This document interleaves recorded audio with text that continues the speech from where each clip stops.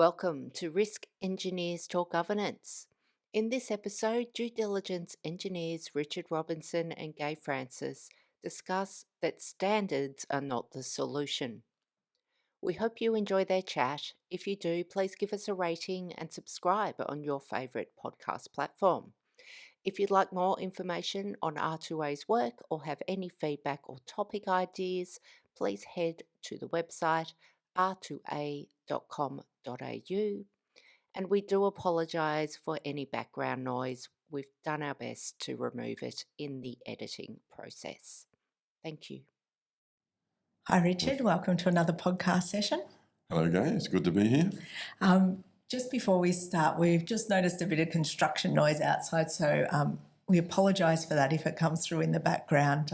We just had an observation last week that there was some noise coming through some of our podcasts. So we are in an office space that's shared, and sometimes we get some background noise from the corridor and outside. So apologies in advance for this particular session anyway.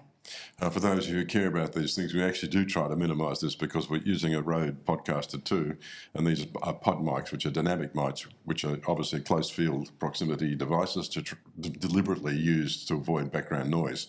But nevertheless, if there's enough noise out there, it will come through. So that was just a little bit of introduction, but today's session we're going to talk about standards are not the solution. Now, we've talked about this probably a number of times in different podcasts throughout our seasons in different ways, but we're trying to bring some of this together because we're still finding that it's a big problem in industry, and some of the issues that we're asked to solve is because people rely purely on standards. And we don't get it because, there's two fundamental problems here. Well, maybe three, depending how you look at it. But the first one is that people use standards out of context. And that one, I think, is the one that mystifies us the most. And we'll give some examples of that, but I might just articulate those three. The first one's out of context. The second one is the standard doesn't explain why that decision was made in the standard. I keep coming across standards to say the separation distance should be this. Well, was that based on tests or some conceptual design? Or a random number. One of the ones, I think I might have told you, I was coming back from a fire conference with Ked Ramsey from CSIRO. I forget why, but we're in the car together driving back, and we were talking about standards and standard tests and things like that. And he was explaining this as one of the more delightful ones, was where the Americans devised this test for smoke development. And basically they had this little chimney stack, which if you happen to measure it was sort of various Heinz cans on top of each other, and you got a small sample that you put on the bottom of this chimney stack, and then you put a sort of defined heat source underneath it, and you saw where this created a certain amount of smoke coming out of the stack. So there was one particular substance that burst in such violent flame that it belched out the front and didn't go out the stack at all. So we got a 0 smoke rating, even though it was clearly highly combustible, which is just and absurd. Exploded, but no smoke. It's all right, just was an explosion, no smoke. Just another point, I've had my first experience with COVID in the last couple of weeks, so I've got a cup of hot water here, and if I suddenly start coughing or being a bit croaky, that's the reason why. So those standards, and I had three reasons, and I forgot what the third one is. Oh, I know what it was. It was the fact that standards don't cover all things anyway, because we've had this experience a number of times. But going back to the first one, I'm going to add one more in there. I also think that they're lag indicators, and they're often 5 to 10 years behind what industry is actually doing. Well, it's like AS1940. It only updated it in 2017 based on the Buncefield. It took them, 10 years. I think Buncefield was 2005, and in 2017 is a fair amount of time to actually get your act together. And you would be hoping that some of the lessons learnt from Buncefield and the controls that you could put in place to prevent a Buncefield would have been happening within that time before the standard was updated. Yes, well, that's the other point, though. AS1940 is a standard I used to have spend an awful lot of time with working out we used to use finite element models to try and work out fire exposure and work out how much cooling water had to be sprayed on tanks and tank farms and things like that. But one of the other options that the standard suggests that if you want to protect something is just put it behind in a chamber, with sort of reinforced concrete walls so that any exposure fire would be prevented from causing troubles. But I've got to say, the whole point of AS1940, as far as I've ever been able to tell, is that it was located in an industrial area in tank farms, so that if one of these things did happen, it was well away from any residences. To go and apply AS1940 adjacent to residential areas is not something that, so far as I know, AS1940 ever contemplated. But it doesn't say that anywhere. I guess that's one of the frustrations we have with standards. The context of the standard isn't actually properly articulated. And if you don't know the context, you don't know whether the standard's relevant or not. And which they apply, isn't it? The situations in which they apply. Just makes it impossible. I think the engineering environment that we're living in at the moment, those situations are changing. There's not a single environment that you apply all of these standards. There's all these nuances between the engineering solutions and the engineering challenges that we're seeing, and that environment and context seems to be changing. Well, one of the ones we were talking about, for various reasons, we've got sort of sucked into high-pressure gas mains. And one of the reasons why this topic has come back to the fore is because people keep building high-rise apartments next to roads that have high-pressure gas mains in them. And obviously you can have a fireball. It's rare because somebody, most likely a guy with a backhoe digger, has to dig a hole and then punch into the high-pressure pipe. Now, it comes out at supersonic speed, so it'll shriek. It's almost certainly going to find an ignition source, so it's going to be really probably quite sad for the backhoe driver who digs the hole. But it also means you're going to get a very high... It's possible. It's not ever going to be likely because these things are well controlled and so forth. Credible. We use the word credible. It's credible that this could happen. Correct, and it does happen. I mean, they did it in Sydney City a while back. They punched a hole, and you might recall we had a problem with when they were building the casino here. They managed to punch the offtake from the Sydney, at least the Dandenong to Melbourne high pressure gas main, which created some excitement. But one of the things the standards are, there's no standard to it. It's the question is, well, when you're designing a residential building and you realise there can be a firewall out the front, what do you design the balcony and the windows to be? Because clearly if it's all glass and you happen to be on the balcony when this thing happens because you're curious about who's digging a hole in the road or something, you're going to be in serious trouble. The heat is so great, so fast that it can kill you. I don't know if you remember those studies we did on behalf of the what was the Office of Gas Safety in Collins Street a long time ago, when they were using a finite element models and working out the fatality rate for an ordinary commercial load building with glass windows. Anyway, so one of the things we said was, well, you obviously don't want a combustible balcony, you don't want a transparent balcony, you've got to have a balcony that would actually act as a shadow, so that if a sudden fireball erupts, you can just drop to the ground, which is your natural tendency, and have some shielding. And moreover, you don't want a fully glass window facing out there. You want to have a certain percentage that's blank wall so that you can crawl inside and then you've got enough... Get to a safe location. Get to a safe location. And we have no knowledge, and we've never seen any standard which tells us what that ought to be. And our design solution was, let's go with 50% glass and 50% non-combustible construction. So basically it gave somebody a chance in the rare event that there was this sort of fireball. But that leads on to the third point, which drives me crackers, is we said that we don't know what the ratio should be. It's just an inspired guess on our part, so anybody can have an argument about that if they so wish. But when you look at a lot of these standards, they don't tell you where these design criteria come from. They don't tell you why the separation distance should be 15 metres between tanks. Why is that? I've never seen it described anywhere. It's one of my frustrations with the SIL standard in particular. Safety integrity levels, they have these numbers going from, -1, -2, -3, -4 for low demand, and it goes to -5, -6, -7, -8 for high demand or continuous control. Where did these numbers come from? Is there a scientific breakpoint as to why this should be the case?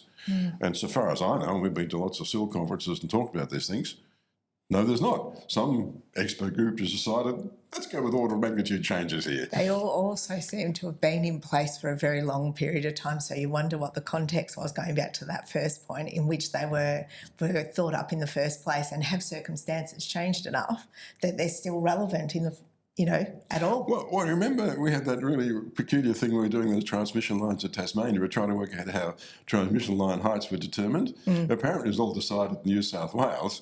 And when we asked New South Wales to sort of explain themselves, well, nobody could, and we couldn't work out whether that's because they didn't know or because those who decided weren't with us anymore, which I suspect is probably the latter. Yes. But we don't know.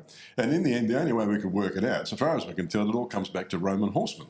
Because every time we actually went and had a look at the design criteria, if you bridge heights, so far as we can tell, have always been established by people galloping along on a horse and not bashing their head as they go onto the bridge. And Roman horsemen worked that stuff out a long time ago, right? And so that's just an historical height that was sitting there. And so if you look at a conductor that's going over a roadway, and then you add the flashover distance that you'd get if a high voltage lightning strike hits it, which is 500 kilovolts, and you add that flashover distance to that bridge height, you actually get the height that's in the standard. Now, whether that's the case, we don't know. And if anybody cares to look it up, you'll find it all described in our text, because it's one of those more interesting things that popped up. Yes. But, if you ask an electrical engineer or a transmission engineer, well, why are conductors at this height? The answer seems to be, well, we've always done it that way. And the standard says so. And the standard says so. Now, obviously, 61508 makes the remark that, if you've been doing it for long enough and it seems to work, that's actually a reason to keep a standard. But it's worthwhile explaining, and I think all standards should do it, why they believe whatever it is they think is necessary and a good thing, why it should be that way. I get very annoyed with fire standards and separation standard between buildings and things like that, because you sort of see the things as 1 metre or 3 metres or 5 metres. Is that because somebody has thought it's a nice round number? It used to be 3 feet. So when you updated it, why wouldn't you make it a metre?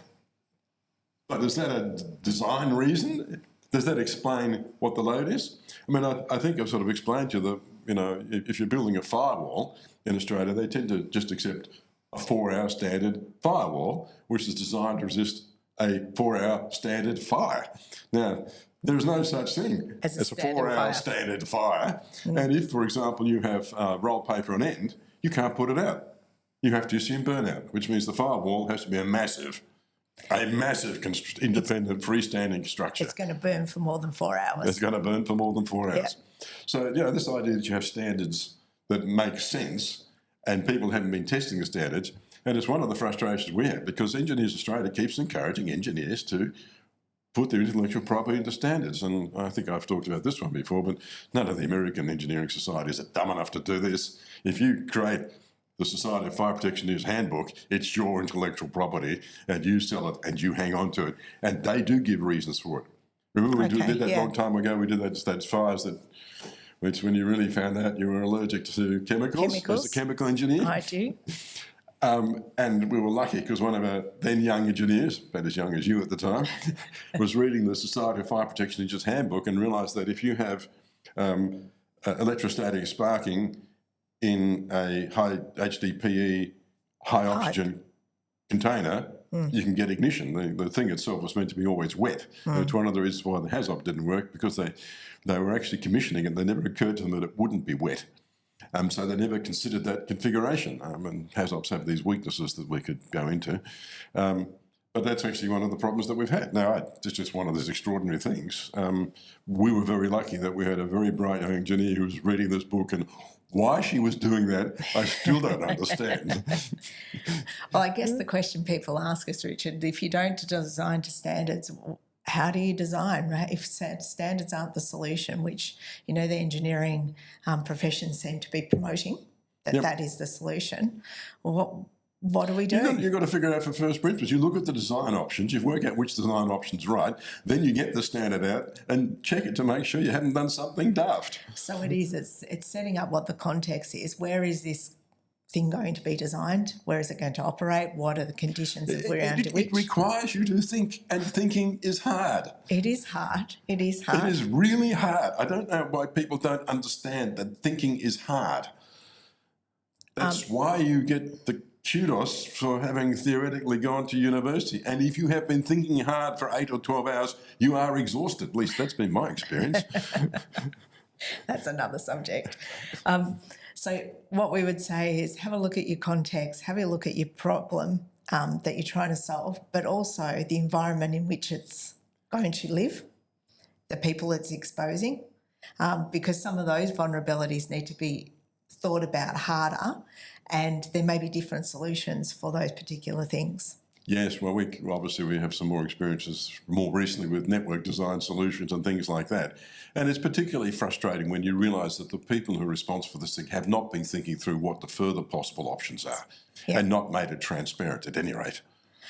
I also think that standards are lagging indicators. They're not always up with, they may be what represents current good practice, but that might be 5, 10, 15 years old. Well, that's like as you said. AS1940 and Buncefield. Buncefield, I think, was 2005, and the standard wasn't updated 2017. And the introduction says this is why we did it, to take into account Buncefield. You're going, So that's a long time. That's a long time. So, you got to remember that standards are lagging indicators. That's the absolute minimum that you start with. But we would say that you actually go back and check against it rather than starting with the standard and designing from there. Correct.